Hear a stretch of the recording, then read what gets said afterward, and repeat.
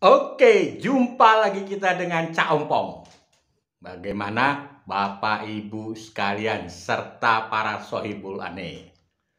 Tentu semua kita dalam keadaan sehat.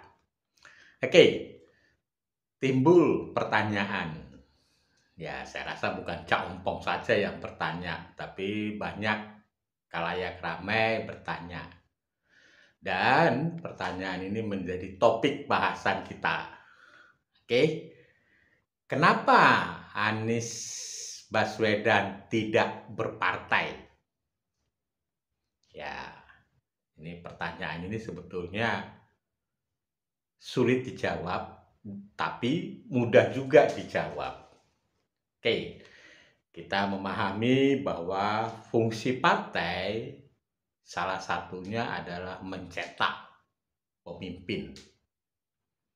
Ya, pemimpin daerah ataupun pemimpin nasional.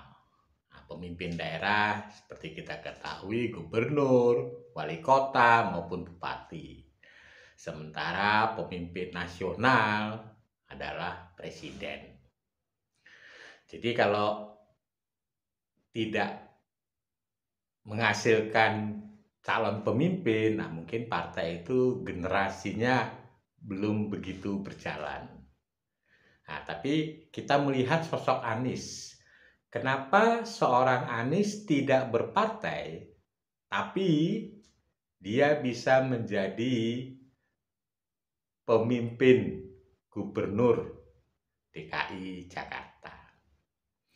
Ya, jadi kalau kita amati, disinilah kehebatan seorang Anies. Ya, tanpa berpartai, tapi bisa menjadi gubernur.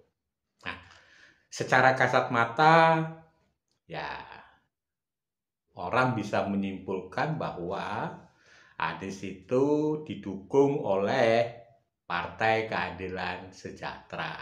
Jadi orang sudah khatam lah bahwa Anies itu adalah orang PKS dan didukung oleh ormas-ormas Islam yang berlawanan dengan pemerintah. Kita ambil satu contoh adalah FPI, HTI, ya kan? Jadi berlawanan dengan paham atau ideologi Negara Kesatuan Republik Indonesia. Jadi Anies itu sebetulnya berpartai, tapi tidak berpartai.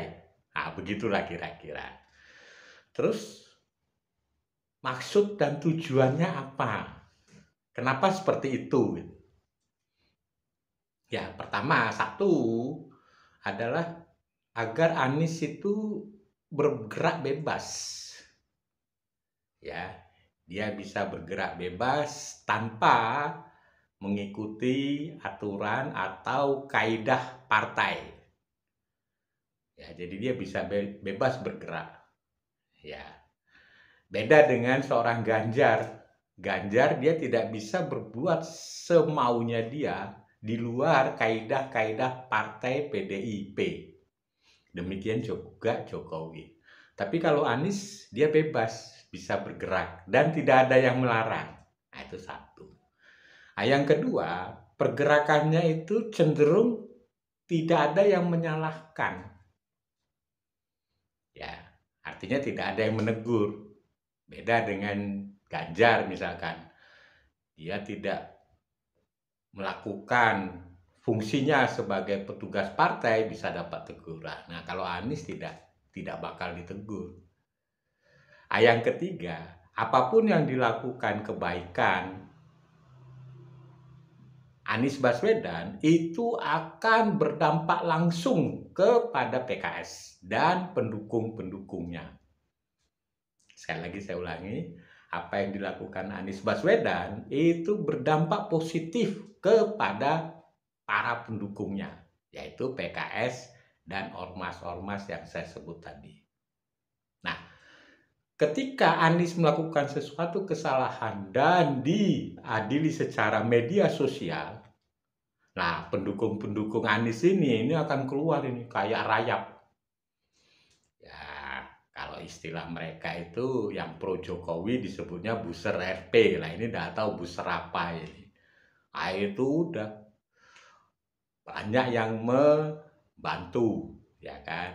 Kita ambil contoh Haikal Hasan, ya kan, dan lain-lain. Ya, kita bisa saksikan lah. Jadi artinya apa? Kebebasan Anies berbuat itu kalau itu positif akan berdampak langsung kepada partai. Ya, kita ambil contoh lah. Salah satu contoh ini waktu Formula E. Ya, begitu berhasil, wah itu dipuji-puji oleh, ya kalau orang bilang para kadrun, ya kan. Tapi begitu gagal, wah yang menyerang Anies langsung diserang balik. Nah, jadi situlah hebatnya seorang Anies.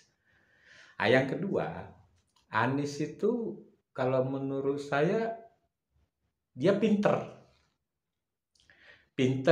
memanfaatkan para pendukungnya, ya kan. Nah, para pendukungnya ini itu ya seperti kita ketahui selalu difasilitasi lah. Jadi kata-kata keberpihakan itu waktu kampanye di Jakarta itu sesungguhnya bukan kepada warga Jakarta, tapi kepada para pendukungnya, ya kan. Nah, pinter, tapi licik. Nah, sambil contoh lagi kayak kasus banjir, ya kan. Bagaimana perdebatan, wah ini normalisasi, ini naturalisasi, dan lain sebagainya, ya kan? Kayak buying time aja. Itu tidak dilakukan. Berdebat normalisasi, maunya naturalisasi, itu pun tidak dilakukan. Apa yang dilakukan adalah sumur resapan. Itulah proyek yang bisa dibagi-bagi kepada para sahabat-sahabatnya. Nah, hasilnya begitu nanti itu dinilai jelek oleh masyarakat, nah para pendukungnya lah yang membalas. Jadi seperti itu. Nah, kenapa dia bisa sampai gubernur Jakarta pada saat itu? Nah ini. Jadi kalau kita amati, Anies yang didukung oleh PKS itu selalu mencari induk semang. Nah, pada saat itu mungkin sudah terbaca lah bahwa Gerindra beserta Prabowo-nya akan maju capres untuk melawan Jokowi saat itu. Nah, jadi dia sudah membaca. 2017 itu dia sudah membaca. Nah, karena Gerindra juga punya kepentingan terhadap Ormas dan PKS, maka Anies bisa masuk sebagai bargaining position-nya. Nah, timbul pertanyaan. Nah, sekarang begitu Gerindra sudah tidak lagi bersama PKS dan bergabung bersama kubu Pak Jokowi, Anies tidak kehilangan akal. Ya, dia sudah mendekati Partai Demokrat. Nah, itu mungkin ya sudah chemistry-nya sudah hampir sama, lalu mendekati Nasdem sebagai pengganti Gerindra. Nah, jika nanti Anies terpilih menjadi capres dari Nasdem, maka beliau akan sukses mengulangi kejadian saat Pilgub DKI Jakarta 2017. Pertanyaannya, betulkah politik identitas tidak dimainkan? Tidak percaya saya. Karena itu sudah DNA. Ya, Anies itu sudah DNA dan kekuatannya itu di politik identitas. Ya, masanya memang banyak di situ. Anies itu bukan seorang yang ya istilahnya pekerja keras kayak Pak Jokowi, menunjukkan hasil, tidak. Anies itu kayak batahnya dia bermain kata-kata, ya, bermain ayat-ayat. Nah, untuk segmen market, ya pasar pemilih, ada yang sebagian memang doyan mendengar tadi kata-kata. Nah, itu tidak sedikit. Jadi banyak orang dengan mengambil Anies sebagai bagian, dia pikir, wah ini momen bagus. Padahal sebetulnya tidak. Kita melihat saat Pilgub DKI Jakarta, ya, yang saat ini kalau kita lihat Gerindra sebagian itu akan kembali kepada induk semangnya PKS dan Anies. Jadi tidak benar kalau Anies dirangkul, politik identitas itu akan hilang. Sangat tidak percaya. Karena itu adalah dia punya kekuatan. Dan itu akan menjadi bargaining positionnya. Posisi tawar. Tanpa itu, ya Anies itu tidak ada apa-apanya.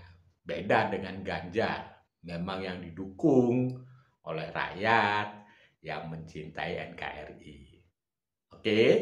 Oleh karena itu, ya ke depan, ya Cak Ompong juga ingin memberikan masukan kepada yang akan menerima Anies Baswedan, ya, bahwa seseorang itu pasti memiliki DNA dan genetika yang unik.